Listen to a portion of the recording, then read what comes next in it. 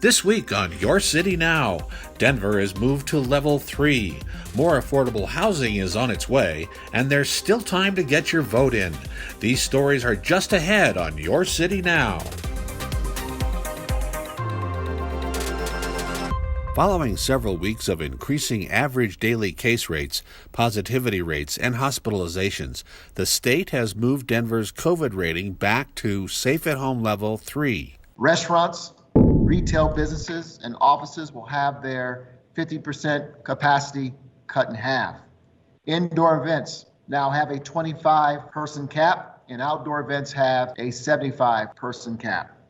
This does not impact vote centers. Vote centers are safe. We're asking everyone to wear a mask. In fact, it is required, and that you social distance when you show up to the vote centers.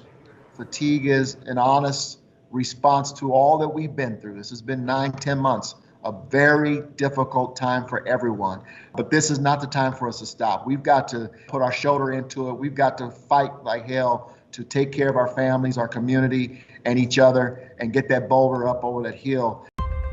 Last Friday, Denver officials joined the Urban Land Conservancy, Columbia Ventures, and Clinica Tepeyac to celebrate the groundbreaking of Viña, a 150-unit income-restricted apartment development located at 48th and Race. This is really a wonderful model for health equity, for looking at housing as a social determinant of good health, and also being able to have affordable housing at various income levels, actually within the same building with a health clinic serving the medically underserved of this particular neighborhood and of the broader community.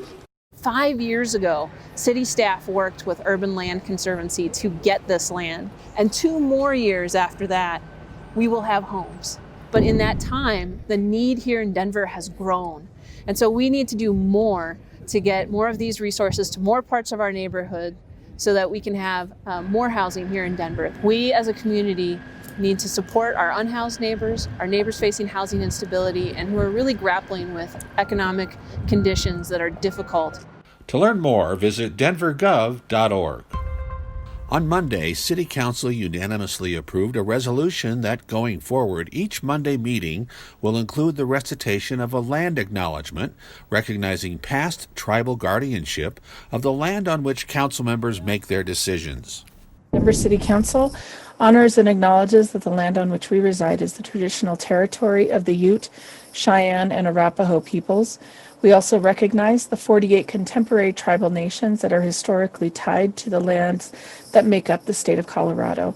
We honor elders past, present, and future, and those who have stewarded this land throughout generations. We also recognize that government, academic, and cultural institutions were founded upon and continue to enact exclusions and erasures of Indigenous peoples.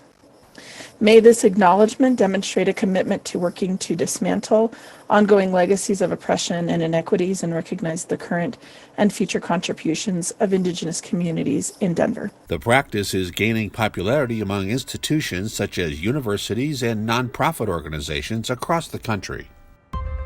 To ensure your ballot gets in by Election Day, it's no longer recommended to send it through the mail. However, there are still a number of ways to get your vote in before the polls close. You can still go to one of our 38 24-hour boxes located throughout the city and county of Denver, or they can go in person to a vote center. By Election Day, there will be 36 in-person voting centers to choose from. All centers have safety protocols in place to protect you and the poll workers. The majority also feature a drive-through drop-off for ease and safety. This includes a voting center at Ball Arena, formerly known as the Pepsi Center. We're really pleased to participate in the partnership with the NBA and Kroenke Sports. Starting this Friday, Saturday, and then Monday and Tuesday, the main atrium will be used as one of our early voting locations. You can still register and vote up until 7 p.m. on Tuesday, November 3rd, but it is recommended to get your vote in as early as possible. We're expecting to probably handle 1.2 million pieces of paper. The earlier you get those back, the earlier we'll be able to process them, and then you'll start seeing your initial results at 7 p.m. on election night.